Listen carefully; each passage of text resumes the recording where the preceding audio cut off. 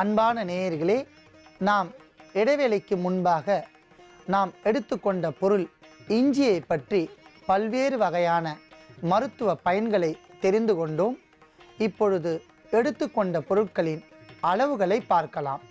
நாட்டு பசும்பால் 50 மில்லி, மேல் தோல் நீக்கிய இஞ்சியை நாம் எடுத்து சுத்தமாக அரைத்து எடுத்த சாறு 50 மில்லி.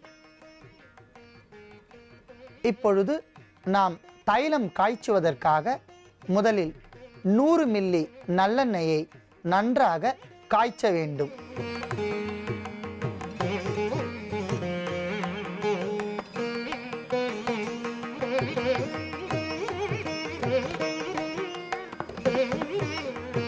அன்பான நேயர்களே, தனியாக அரைத்து எடுத்து வைத்துள்ள இஞ்சி சாறில் நாட்டு பசும்பால் 5 தேக்கரண்டி சேர்க்கவும்.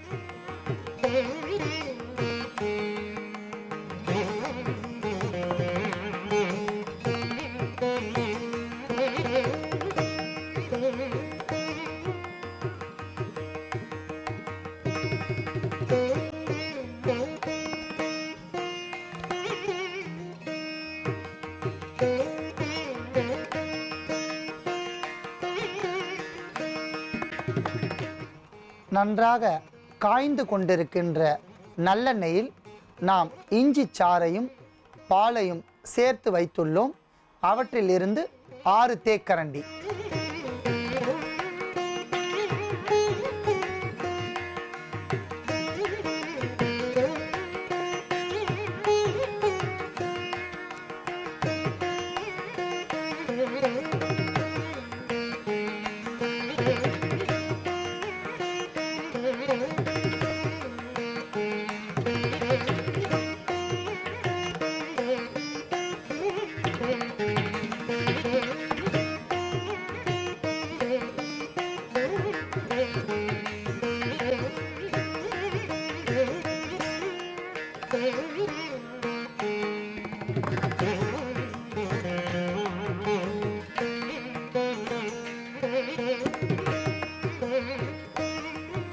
அன்பான நேயர்களே, நன்றாக கொதித்து கொண்டிருக்கின்ற நல்லெண்ணெயில் நாம் சேர்த்த நாட்டு பசும்பால், இஞ்சி சாறு விழுது இவையெல்லாம் பொன்னிறமாக சிவந்து அடியில் தங்கிவிட்டன.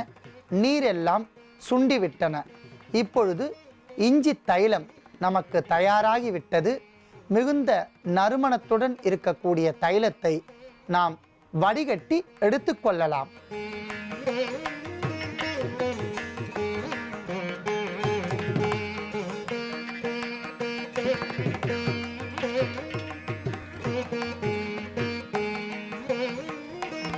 அற்புதமான நறுமணத்துடன் இளம் மஞ்சள் வண்ணத்தில் இருக்கக்கூடிய இந்த தைலத்தை குளிர ஆற வைத்து பத்திரப்படுத்தி கொள்ளவும்.